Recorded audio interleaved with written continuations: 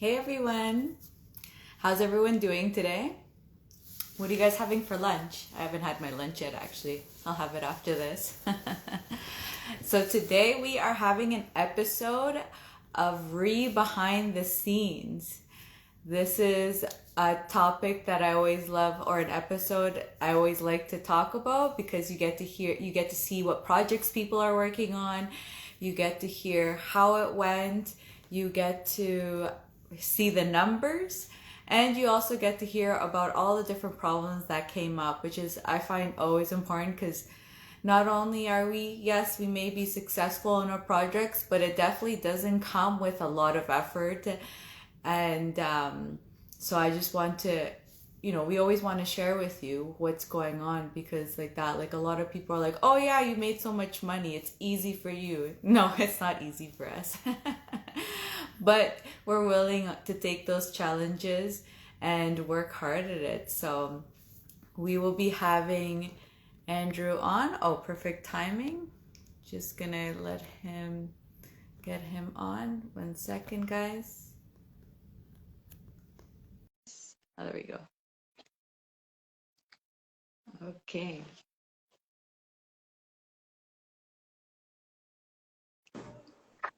Well, my head's cut off completely. Andrew! Readjust. Readjust, yeah. Unless if you only want to see half my face. Yeah. I'll remove my forehead and then you do half there. Yeah. Or we'll go opposite sides. I'll do this side, you do that side. How are you doing? I'm doing quite well, thank you. Things are quite good these days, I must say, which we'll get into, I guess. Yeah, I'm The excited sun to is hear. shining. We've got signs of spring, so I'm pretty happy. Sounds good. And just to give the viewers a little bit, just tell the viewers a little bit about yourself, your experience in these kind of projects, and anything else you'd like to share. So my bio, well, really quick on history. I started out with the intention that my savings, my retirement plan wasn't very well hashed out. And so it really was just how to bolster my savings. And decided to look into what kind of retirement investments one should make, and you basically get stocks or real estate. And real estate really made a lot of sense to me. The idea that somebody would basically live in my asset and pay it off for me, it was a no-brainer. And the other thing about real estate being that you didn't have to have, where the stock market, traditionally you need to have the money to put into it. Whereas real estate, you only needed a portion of that, 80% in fact. So it made a lot of sense to me. And then I started in 2017, and for the first 2 or 3 years, it was more or less what some might call just an additional investment source. It wasn't really, I wasn't full head and over heels into it and living it every day. And then funny enough, around the time, late 2019, I lost my job through layoffs, and then the pandemic hit, and I had to pivot a number of times. And I saw it as like a sign from the universe that it's time to really dive into this deeply. And then from literally the beginning of 2020, I went in full time, got a coach, lived, eat, breathe, sleep real estate. And so now I have a portfolio with JV partner, and in the last 6 to 8 months, I've been switching into flipping because, of course, investing in real estate does cost money, a certain amount of it. Nobody can burr every property 100%. So I realized that an income stream was extremely important to me. So I made the switch into flipping for the time being to build up the war chest, as it were. Awesome. And is this your first flip? Not really, no.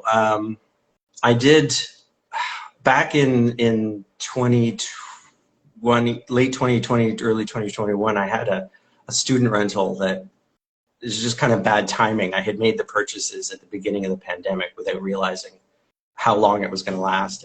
And I decided that student rentals weren't really for me. So that first property was really meant to be a hold, but ended up selling it. I'm not a very good judge. I guess my first proper, like, intended flip was last summer, and bought a property in Sarnia.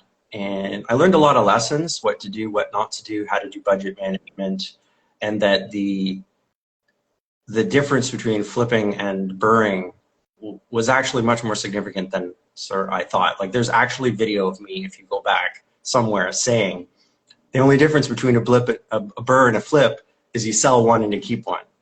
And that's not the case at all. But this last property in Elmer that many of your viewers probably have seen me post about, that was my first flip that has sold that was a real home run. I had the one in Sarnia originally was mediocre, about 30,000, like just sort of a maintenance level flip, I guess you could say. But this last one put a lot more effort into it, and a lot of the lessons that I learned from the first one, and as well had some mentors and coaches sort of giving me little tidbits, watching other flippers on the internet, and realizing what I was doing wrong even while I was doing the project. So this was this last one in Elmer was really the quintessential learning experience that I would say. Awesome. I can go into the lessons a little deeper, or if you want to have some more questions in the meantime. Yeah, let's, do you want to show us, are you at the property? I'm not, no. Oh, okay. Do you want to tell us, was it like, just give us a description of what kind of flip it was, like how much renovations went into it, or just, yeah, so, like, I mean, I can tell the whole story if you like. It was bought from a wholesale deal. It was a long time ago now. It was $303,000. It's kind of funny. I remember looking at it and then not really, I was interested, but not like, oh my gosh, I have to fight for this one. And then the wholesaler called me at like 9 o'clock at night and said, well, there's you and one other guy. Do you want to come in? You know, what's your offer? And I'm like, okay, 303. Like, he was asking 299. And I was like, yeah, the other guy will probably bid higher. And it turns out the other guy bid like 301, you know? So I ended up I was watching TV literally like, yeah, okay, 303. I'll say that is one thing that, you know, I'd share is, as you go on in your journey, a lot of people say to me like, how can you buy it so nonchalantly? And the fact of the matter is, like, you do your research and some loose numbers and stuff. But a lot of the time, if you can't make a decision in, you know, the first 30 minutes, you probably are trying to justify. I mean, obviously there's due diligence and stuff once you've already made that commitment, but if you're not sure about it, and that comes with just experience. It's the only thing I can say. It's been bred into me over the course of the last few years. But yeah, so 303, it was a mid-range home in Elmer. As it turns out, it needed a lot more work than you first think going in. I mean, it's very obvious that certain things need to be fixed, but when you get down to it and all the little things take a lot of time. Oh, sorry, I have a call was trying to come in there. So yeah, it was mostly cosmetic. I did end up having to move a wall to make the layout flow a bit better. I was limited by what I couldn't do. It was a very strange layout of a property. So it was intended to be mostly cosmetic, and the project sort of grew because I was really concerned about there was a lot of common space, like an excessive amount of common space, but not a lot of like good-sized bedrooms. So I ended up stealing some of the common space to make another bedroom. So I turned it into it was a two bed, two bath, and I turned it into a 3 bed, 2 bath with a better layout. As the project went on, and this is kind of interesting, I started to not like the property. You know, the market changed a bit. Like, this property, I should go back and say, it had a 4-month closing, which I wouldn't recommend for a flip in retrospect. The market changed a bit, and when I had called the realtors and done my numbers on ARV back when I was deciding to purchase it, I thought, wow, this is going to be great. Then if you remember last summer, the market cooled for July and August, and I wasn't so sure.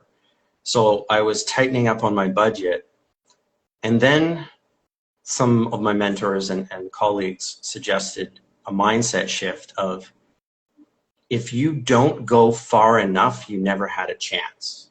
Sort of like, Wayne Gretzky's dad said, you miss 100% of the shots you don't take, right? So after that, I loosened up my purse strings a little bit. I was going to paint the kitchen cabinets rather than replace the doors. The countertops I wasn't going to deal with. I'm embarrassed to say this, but I was going to paint them too. And the additional bedroom was a cost I wasn't anticipating, and so on and so forth. But I ended up looking at the property entirely differently, and really went to town on the bathrooms and the kitchen, did what needed to be done, even in the face of sort of an uncertain market. Mm-hmm. But I knew that if I didn't make the property an oh my God property, I have to have this property, that I was, shooting myself in the foot, because not only do I have a soft market, but I also had a mediocre property. So what ended up being mostly cosmetic ended up being a layout change, a new bedroom, complete redo of the kitchen and baths, as well as some other rooms that were like auxiliary rooms. Mm-hmm. In the end, it turned out way better than I expected, and I'm so glad that I had that mindset shift. And I think that was the biggest learning lesson for me in flipping, that where you can get away with a lot of stuff on rentals depending on your town, your city, and somebody who's going to rent an apartment is going to be a little bit more forgiving because it's not their forever home or whatever. But you really have to give a flip your all, even in the face of uncertainty, because without making it an amazing property, then you're not attracting those huge offers. Which, funny enough, is exactly what happened. I had 7 offers, 5 of which came in. The list price was $425, with the expectation of about $450, and we had a bunch of offers in the like $435 to $475 range, and then 2 offers were far and above, was $525 and $536.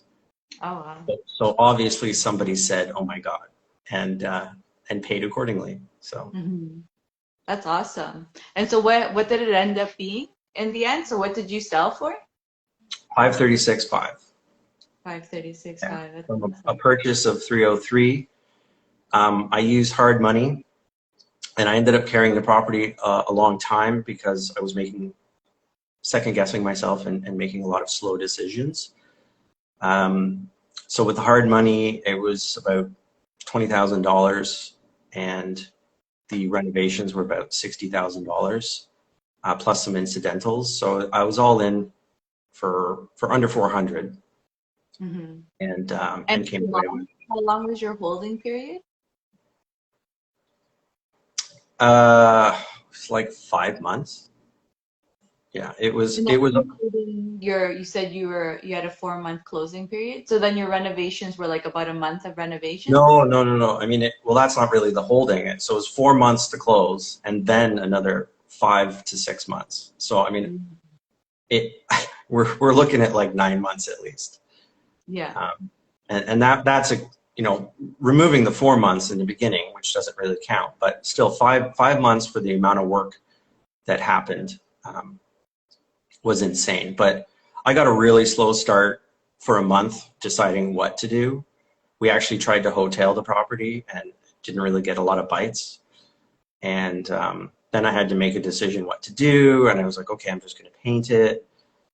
Like literally paint like everything, kitchen, bathroom, everything.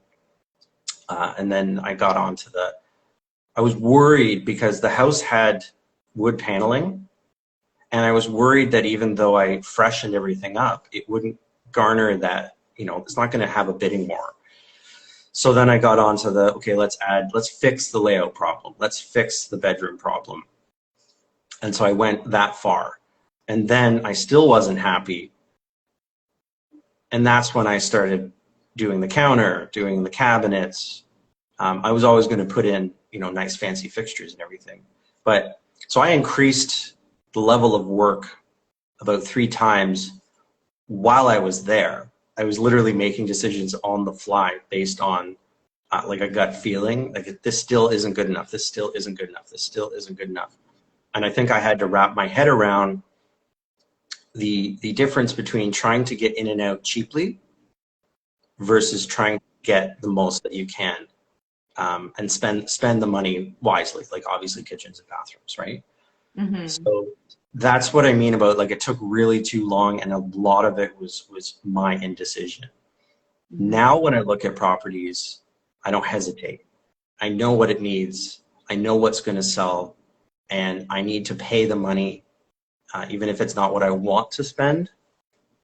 Better to spend it and know that you're spending it wisely. And then after that, like, it's out of your control. If the buyers aren't there, if the market softens, those were things that were out of your control from the beginning anyway. But the control that I have is to make the best product that I can.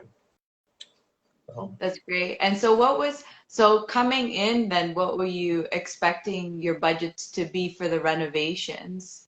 It was going to be, I think my original estimate was to stay under 375 all in, including holding and everything. And then I expanded to staying under 400 all in. So I expanded the budget $25,000. Oh, so that's not bad, actually. That's not too much of a drastic change. No, I mean I could have rebuilt this whole house for, $75,000-$80,000. So it's not that extreme type of thing. But I shouldn't say rebuild, but you know what I mean, got it from the inside. But I will also add that I learned to hire the contractors that are best suited for the job, and the one I got was great, but didn't. I think their expectation of the job was lipstick on a pig, and their price. I should have known that the price was too cheap. And then when I started expanding it, we got a little bit outside of the scope of sort of what their expectations were. And I need to learn that, I have to see the quote, get the right one up front. And a lot of that was my fault for making decisions, and I feel bad for the contractor because I kept increasing the scale of the project, and they weren't necessarily in that business, like full-fledged renovation business. So that was a lesson too. So I ended up having to jump in to augment the costs of the increased amount of work. Oh, okay. That's yeah, I feel like those. Oh, so you still kept them. You just helped for whatever they couldn't do. Yeah, I ended up working alongside sort of. I balanced out working on my business versus working in my business, where I worked from 7 in the morning until noon, answering emails and doing the bigger rocks type things, and then I got in the car around 1 o'clock and spent the afternoon and evening at the property. So sort of like I was the night shift and they were the day shift. Well, and I mean, all those things are a learning experience in themselves anyways. So going back to the numbers, so then you made a good profit. What was your profit? I have to check on my accounting software, but it should be in the range of 120. Yeah, that's what it sounded like. That's amazing. Congratulations. The one thing I didn't include in the numbers I gave you before, so it was like 60 for the rentals, 20 for the holding, and then of course it was about 25 or so for the real estate fees to sell. Yeah. So out of that total profit, like I have a check here for 221. So I'm going to walk away with about 120. Mm-hmm. That's awesome. Congratulations. Yeah. So it's like proof of concept. And though, you know, those that are in my inner circle would know that I was pretty down in the dumps a lot of the time. Concerned about my own indecision, concerned about whether or not I was going to walk away profitable. And it wasn't until I made the right decision and got rid of any self-doubt and just decided to go all in that things got easier. But I was not happy with this property, and I was struggling. So I needed this as proof of concept personally, and you know, that's something that I think a lot of people, we don't hear on social media too much, is and you know, I believe your segue leading into the interview was, you know, it's not all sunshine and rainbows, and the personal struggle that I went through, feeling like I know a lot about renovations. It's my specialty, and why don't I get this? And I'm looking at other flippers and I'm like, why are they doing so well? So I'd reach out and ask for, okay, what am I not seeing? What approach am I not taking correctly? And I had to go through a lot of self-discovery. And I think at the end of the day, you know, what I decided was that I was really good at keeping to a cheap budget, but trying to penny pinch all the way along doesn't work. So that was something. But yeah, it was a lot of stress and heartache and time, like a lot of time. And I had to work. I worked on the property for about 6 to 8 weeks. So that's a lot of my personal time. But in the end, it worked out. Yeah, but I think a really important part of that too is, though, I think it is important to share that even though you put your time, it's also kind of saying that when you have to, you'll do it, you know, because I think there's a lot of investors or lots of people that think that you completely separate things. And I don't think, to be honest, any project is where you have everyone working for you. And I'm not talking about renovations, even like was it like getting your tenants and everything, that there like hard times will come and sometimes you just have to get in there, right? And I think it's very important to be willing to do that, you know, because sometimes it'll happen that you have to get in there and get it done. Like you said, like you hired people that weren't full on renovation company, and you know, you solved a problem, which I think is important, because there's some people out there that will just kind of like think like this is all I'm going to do. And I don't think as a real estate investor that's ever true. Like I had a similar situation with my Toronto property where I had to help my husband out a lot more than I was expecting to, just because of the scope of the project, and it was so huge for us. And it's just like, and I think it's important that you do also have an open mind to just, when you got to get things done, you get it done, and you're going in there and getting it done, which is like what you did, which I think is also important, because I think there's going to be times where things kind of mesh together, and you're like, oh, I'm going to be working on, like you said, you know, we work on the more important things, like finding the deals or the things, whatever we find that is important to get done, and where other things we push off. But I feel like there's always going to be a little bit of a blend, and there's projects where sometimes that happens where you get involved, and you need to get involved to make sure. 100%. I agree 100%. And that you just actually reminded me of another struggle, was that very battle, because a lot of us are trying to work towards the idea of, you know, I should be able to sit on a beach drinking margaritas and from my laptop and my cell phone be able to direct everything. And that is possible. There's a lot of people that we all follow online that have the ability to do that.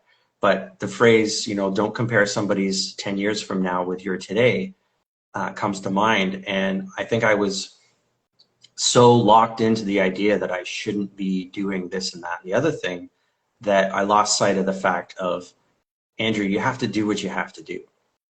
And that's not to say that I didn't try other things. I called other suppliers, other vendors, seeing if they could do parts of the job.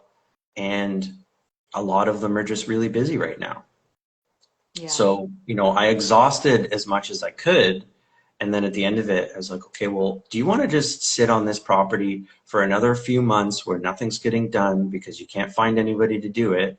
Or do you want to pick up a hammer and a paintbrush and just get it done? It's not ideal, but you know, you got to do what you got to do. And the goal is to rely on other people, you know, rely on your who's to take care of things. But that doesn't remove you completely, you know, from the responsibility that it is ultimately your business and your livelihood, and you have to take responsibility for that. And if you do end up having to jump in, and it's not necessarily from a renovations perspective, you know, think about driving to Sudbury or driving to Windsor from Toronto, and a lot of investors are faced with that, and you can't necessarily justify the 6 to 8 hours in the car, and you're like, well, I should be able to find somebody else to do this, find my realtor or find some boots on the ground or an investor in that city that could take video for me.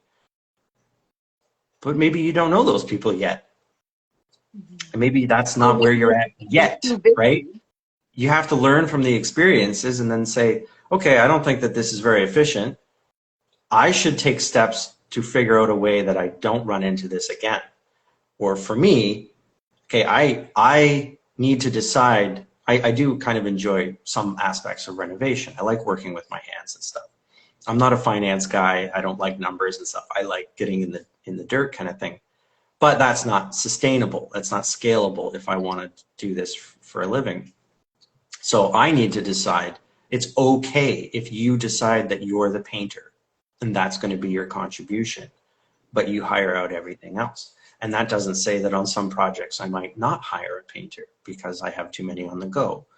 So it's like this one size fits all solution, and everybody's sort of ultimate dream of sitting on the beach is not necessarily practical. I was talking to another flipper investor in Sarnia, and he showed up to meet me. We were having a coffee, and he's got paint all over him and stuff. And I'm like, oh, you do your own work? And he's like, no, I do what I want to. You know, I might put doorknobs in, I might put a kitchen in. So it's not to say that the other investors in front of you don't do some of their own work too.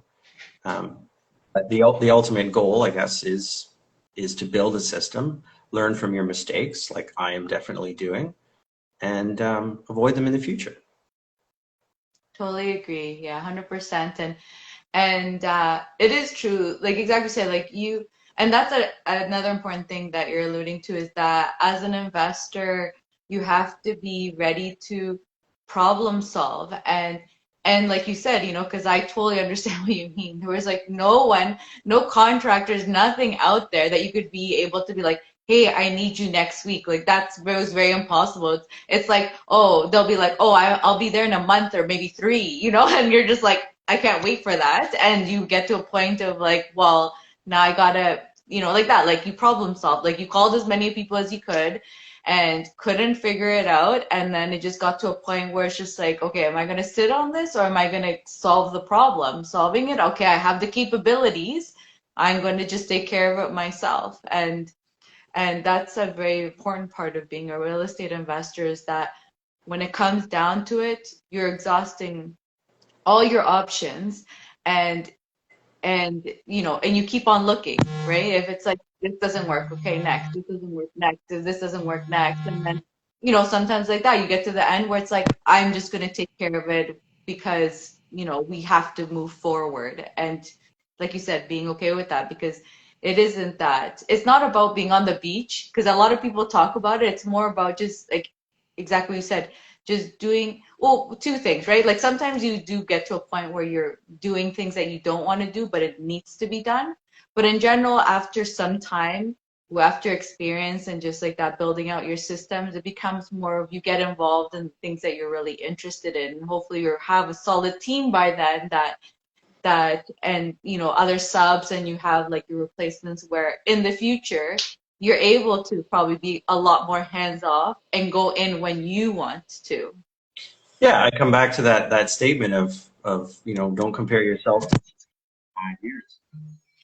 100%. Hold on, I should have put. I got to put do not disturb on here. I keep getting phone calls. Sorry about that.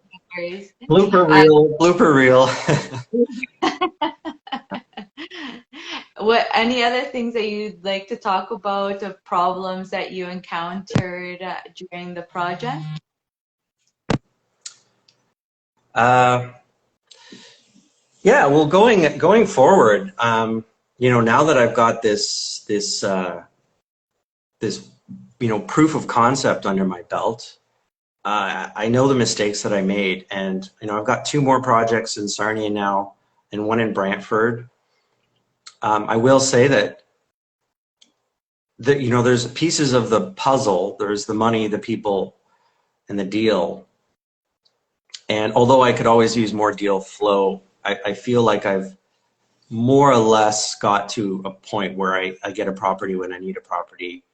The money I've found, and the team, I've always had good teams, lawyers and accountants and insurance people and realtors and so on.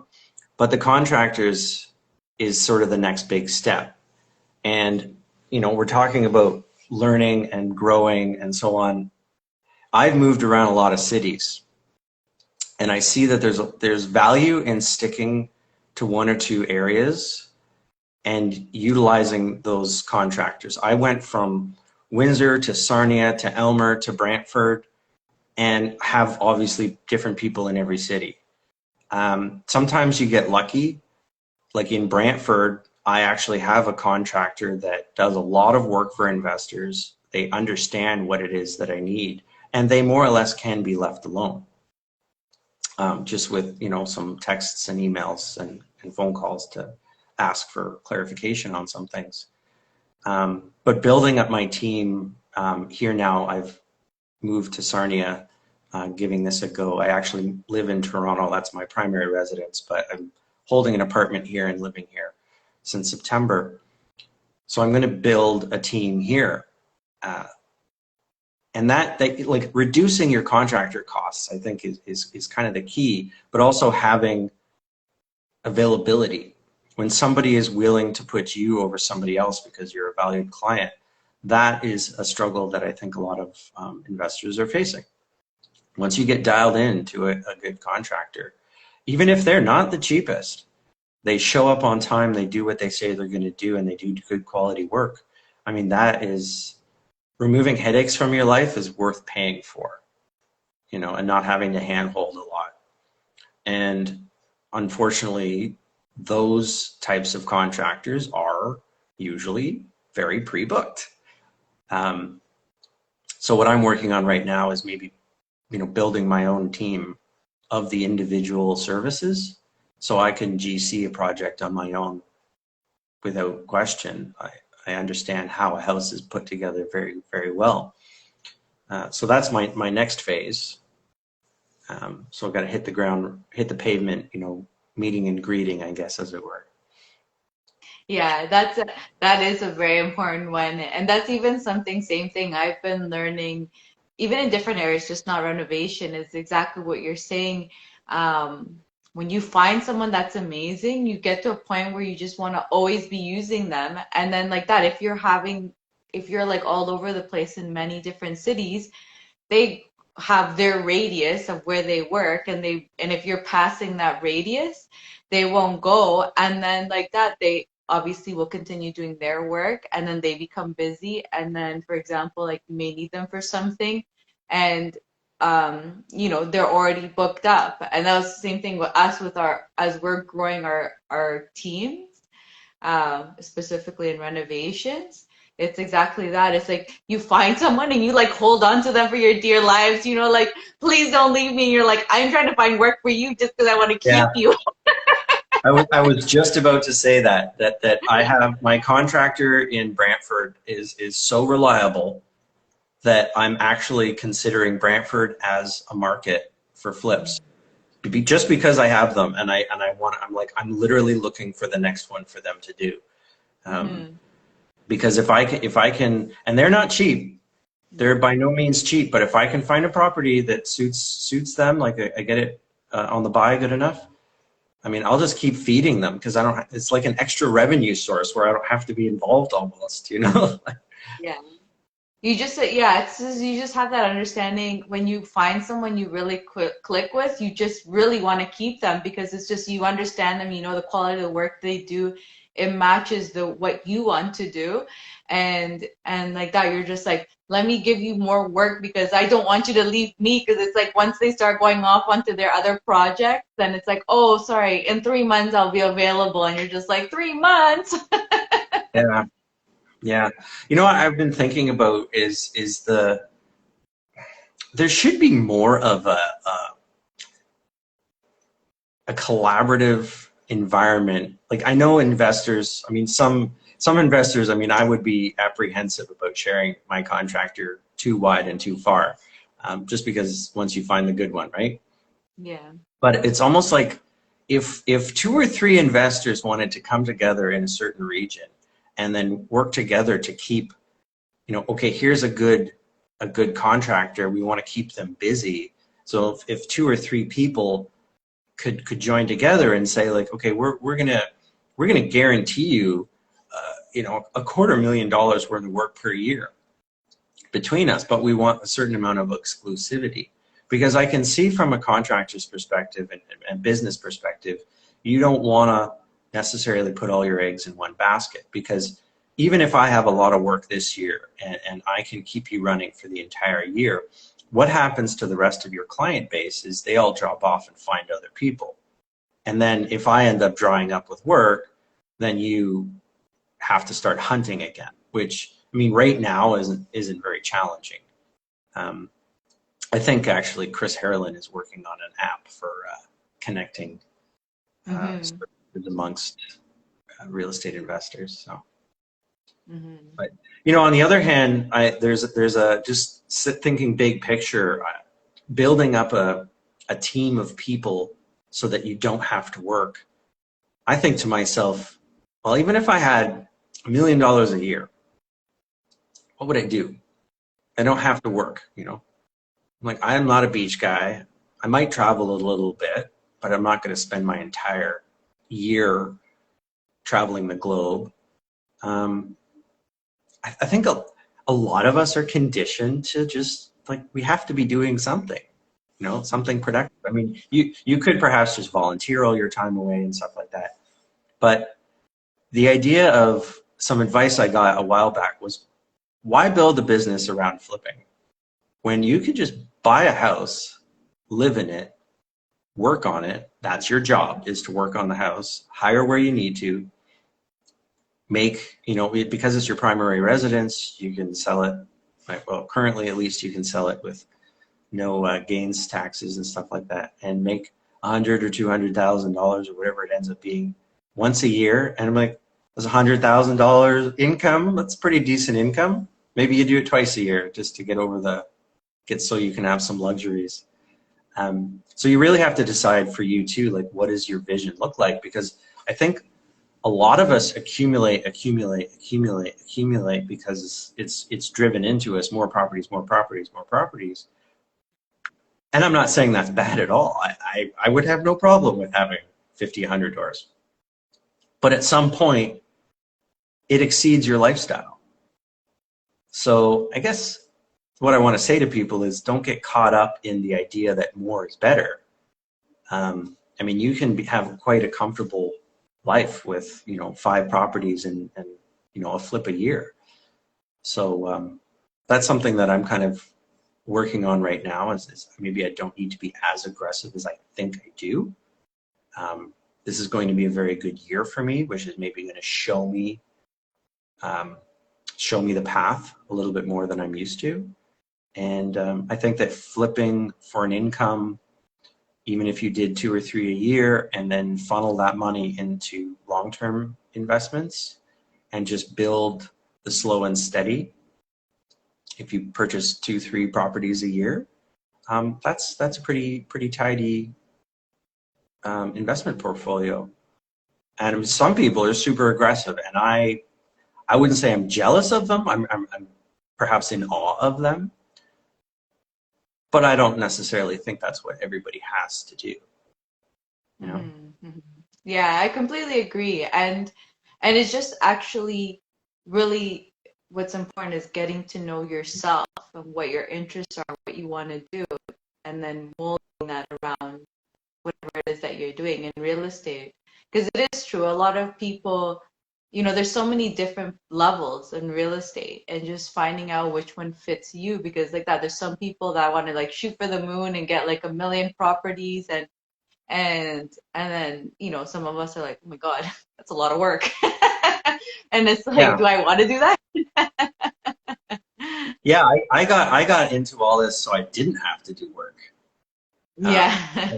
I want to just do nothing, or or nothing, whatever I consider nothing to be. Riding my bike and swimming and hanging out with friends or whatever.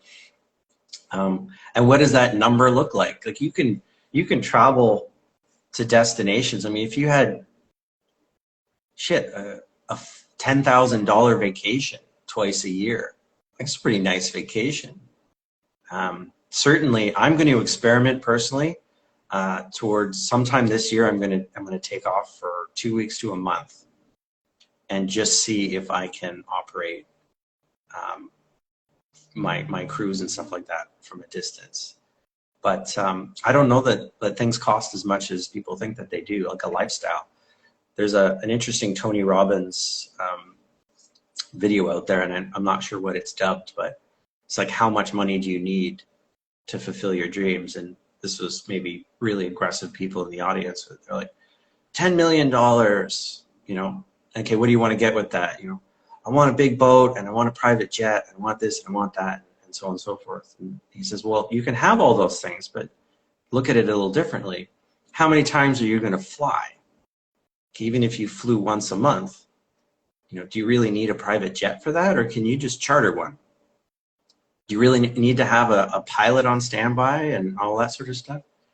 Maybe you can fly with some other people on the jet, and divide the costs, and a boat. Like, why does it have to be a brand new boat? I mean, brand new boats aren't a whole hell of a lot different than a 10-year-old boat. Like, fiberglass hulls don't deteriorate.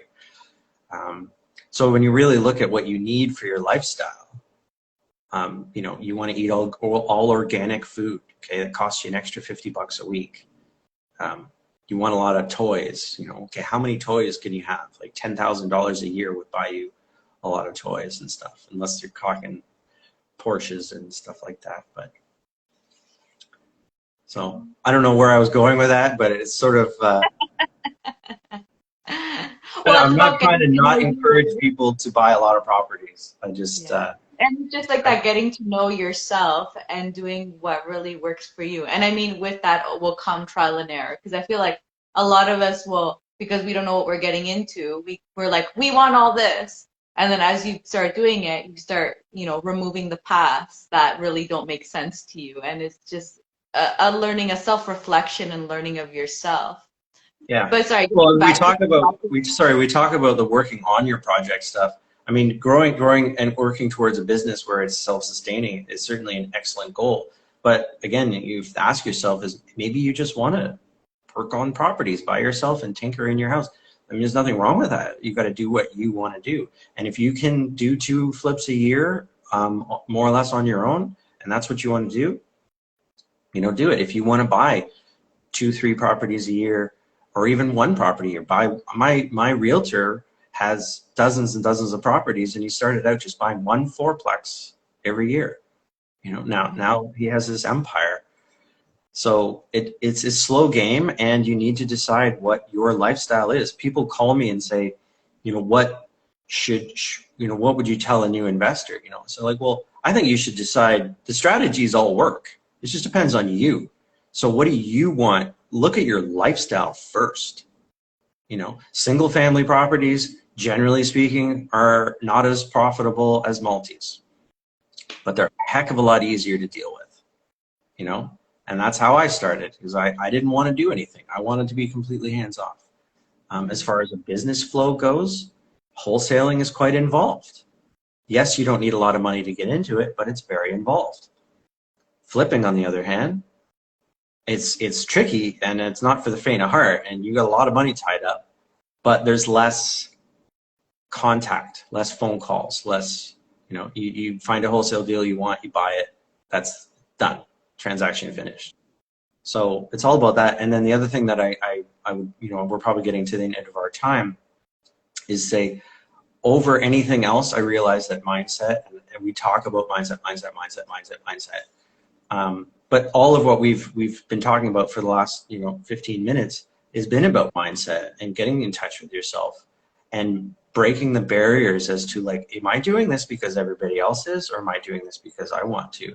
And I've actually I'm dedicating 2022 primarily to less real estate education. I mean, once the groundwork is laid and I've got, you know, I've sort of started on this flipping path and stuff like that, I think it's really time to just say, like, what have I learned in the form of, where are my stumbling blocks? Where have, over the last 2 years, what problems have I had? What indecisions have I had? Why do I have those? And I mean a really deep why. Is it an insecurity? Is it because I think that this or that is the right answer? Am I being too black and white? Am I trying to be a perfectionist? Like, these are the things that are really going to hold you back, not only in life, but very specifically in your business. You know, and maybe even just chasing what everybody on the internet's doing. You know, some people have said this before, is like, remember, the internet is the highlight reel. You know, and that's what your whole Instagram live here is about, is behind the scenes, right? This is the stuff that investors go through. Yeah, 100%. Completely agree. Any other problems that you want to talk about related to the project that you wanted to share? I think I highlighted most of them. I don't really have anything else to add there. Well, yeah, thanks for coming on. That was awesome to hear. And like you said, to hear behind the scenes specifically, you know, like that, like it is always an emotional toll, but we always, I mean, if we like what we do, you know it's going to come with it, and you just kind of, like, you know, like, you learn from it, you deal with it, and you just become that much stronger for the next one. Yeah, always be facing forward, have that growth mindset. Don't limit yourself by sort of fixed beliefs and stuff like that. There's always an answer somewhere. There's always a way to move forward. Keep reading, and just growing as a person. And every day, it's all about the journey, right? Yeah, and not allowing the problems to stop you. Because I think that was my fears very, very much in the beginning of things, where I thought things, let's say, could fail or not have solutions. Like, I always thought that, like, a problem cannot have a solution. I didn't know that it was, but now, I don't know, with time and experience, you start really realizing that problems will always have solutions. And really, if you don't find the solution, it's just you've stopped looking, to be honest. And that Or it's not the one that you want. Yeah, You just keep denying it. But for me, I found that to be very revealing, because I always thought that there could always be a problem that you can't solve. And that's something that really opened up my eyes, that I would say, is that there's always a solution to a problem, which kind of, I feel like, makes, let's say, flipping, because I also obviously flip too, or any of the other real estate things that I do, makes it easier on me, I feel like, right? Because I think, like, my fears were just like, oh my God, what if I can't solve the problem for me? And now I've just kind of gone to, there's always going to be a solution. But like you said, like, it may not be one that I want to do, but at least if it takes me forward and solves that problem and helps me go to the next step of what I have to do, I'm okay with it. And actually, Yeah, even just like talking to people, they tell you things that you've just never thought of, and you're just like, how did I not know this? Well, it's you know, to add on top of what you said, there's going to be problems, and every problem is an opportunity to learn, as long as you frame it that way, and also that you're going to make mistakes. And you know, there could be a solution, and you might not find it, or you might not find the best solution.